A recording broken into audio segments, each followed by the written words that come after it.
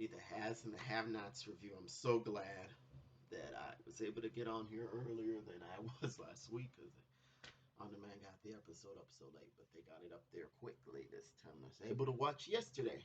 So here's the review. So Candace and Benny, they were at the bank, and Candace sent Jim $8 and some change, and she kept the rest for herself and sent $1 million to Benny. And Benny, he just acts like he's never had anything before, which clearly he hasn't had the type of things that he would want before. So he's telling the banker, "Oh, can I have $100,000 in cash?" And I'm like, and he sounded so, um, I'm not even sure what the word is to use, the thirsty for money, just like he had never had anything. And Candace is telling us she's gonna go leave town and all of this, and Benny is just so gleeful over this, as if Jim is still not gonna come after him for this, and Jim's not gonna let this go. So, at the hospital, Jim and David are talking, and Jim says he has a plan for Veronica. David does not want to hear it, and uh, Jim says, "Well, uh, since it was so close to him, to David, having had tried to make a deal with George about Veronica shooting Jennifer Salson and all that." Jim said, "Well, it's too close to try to pull off an accident or whatever on Veronica." And I think, Jim ends up saying a plane crash or something, and David's like, "I don't want to hear." So that was that. Let's see. So George, he comes over to see Veronica, and he tells her what David told him, and he says, "At first I wasn't buying it, but now I might need to take David up on that." And of course, she's playing like she doesn't know what's going on, but you can tell that she was rattled, she was scared. Um, so George, after he leaves, Veronica calls David, and she's she's doing her usual stuff, playing games. She implied again that Jeffrey is not David's son, and she's like, he might even be Jim's. And and then David, I think he called her. He said, "You are a pathetic whore." I think that's what he said. That was so obviously there is no love lost between Veronica and David.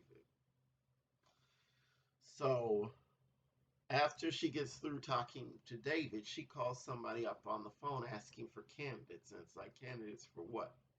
But we'll get to that later. So at the jail, Catherine signs everything over to Hannah.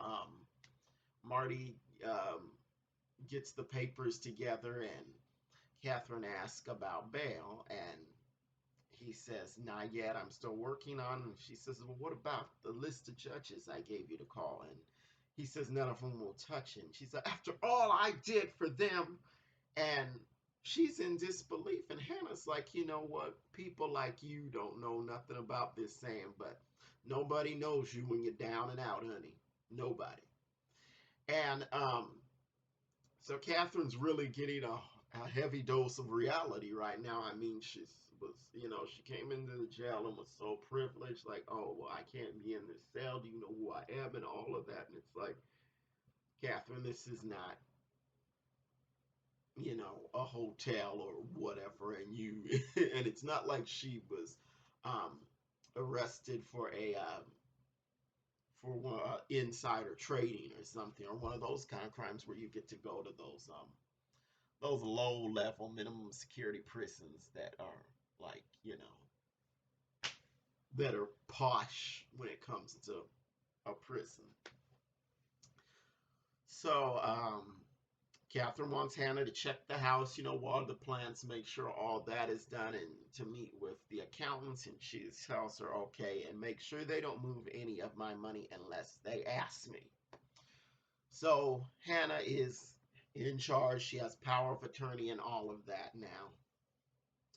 So Jim's hired help, the guy he had kidnapped Benny, he comes to the hospital and he says, okay, Benny's gone.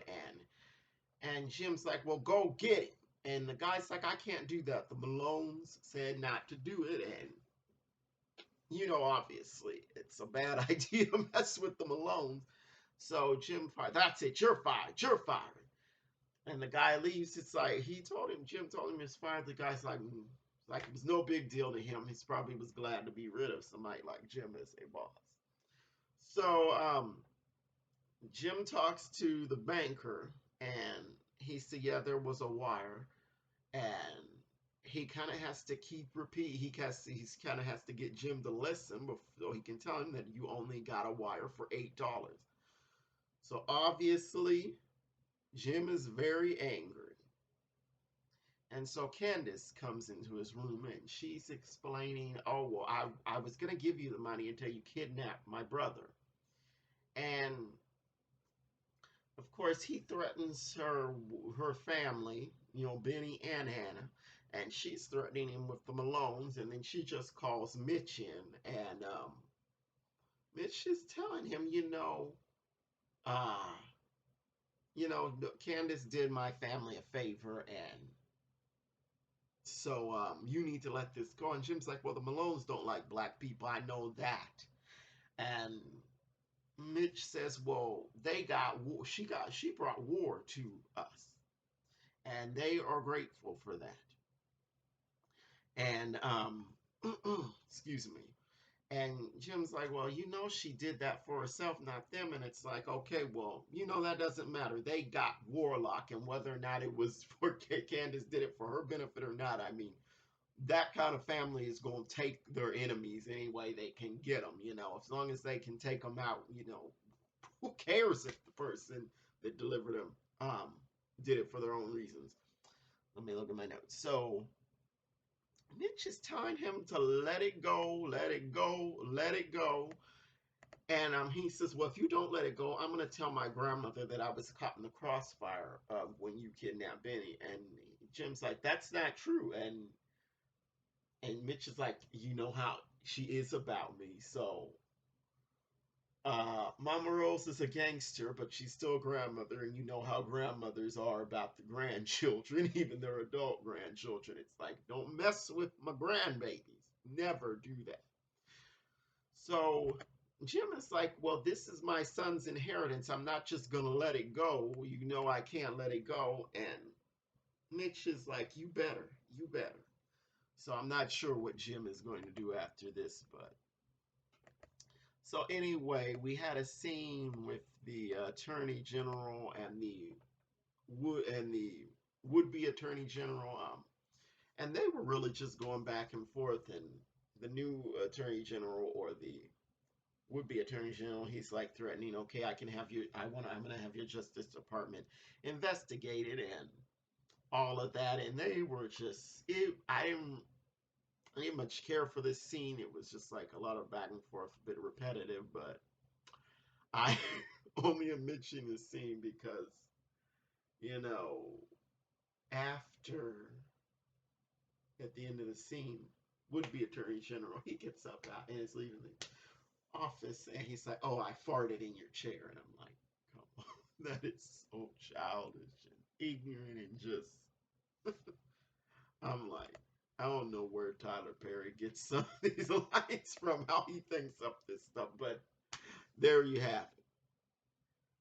So back in Veronica's house, it turns out that she is trying to get a new maid. And so she has the lady from the agency there. And honestly, I don't know this lady. Honestly, she should have just said, you know what? I'm getting out of here. I'm not letting you hire one of these ladies and treat them like crap. Because was very rude to him. Oh, she looked like she steals. She looks like she steals. No, no, no. That one looks like my mother. I want a black maid, but not that one because she looks like my mother. Um, and could you bring me one that doesn't smell like fried chicken? or something like that. I think that's what she said. She's just being real disrespectful. And Veronica's frustrated, and finally the lady from the agency is like, okay, I have one more candidate. She's on her way from another job, and so so she arrives. The this maid arrives, and Veronica's like, oh, she's like, okay, she'll do, because she had said, I need somebody who looks like me. And when she said that, it was like immediately I thought she's looking for a double. So if something, there's a hit put out on her, this maid can take the fall. Because she ends up giving this maid her old clothes and stuff. And I'm like, come on, maid. This doesn't even seem right. So this new employer is just giving you these clothes, these new clothes, tags still on them, and you're just not thinking. That's a big red flag. And she's like, oh, thank you, thank you, thank you. And then and then Veronica wants her to try on her shoes, see what size she wears. She's what size she wears. The maid says, oh, I wear a size 6. And she tries on Veronica's shoe, and she said, oh, it's a bit big. And she said, no, it's not. It's size 6. And obviously, Veronica's not a size 6, because a size 6 is somebody who's usually it's a woman that's very petite. You know, my grandmother is very petite, but she's not even, she's a size 6. So honestly, Veronica was really being a liar, because obviously she's not a size 6. She's too tall for that. Anyway, so at the jail, Wyatt is like, Mom, Mom, Mom, Mom, Mom. And she's like, what, Wyatt? And he's like, I want to die. I just want to die. Do you know how easy it is for me to kill myself in here? And Catherine's like, she's like, done with all Wyatt's mess. And then he pulls out this toothbrush with a razor attached to it. And he's like, this is, you can get this easily in here. And Catherine, she's looking a little concerned at first, and then and then she's really scared when he actually slits his wrist. And I'm like, Wyatt is being so manipulative. He doesn't really want to die. He just wants to get out of the jail. And then he'll be back talking smart again once he's out of there. So that was the episode. Oh, and I forgot to say that Justin came to see Jeffrey, and he's saying, well, I'm leaving town and all of that. And Jeffrey really is cold.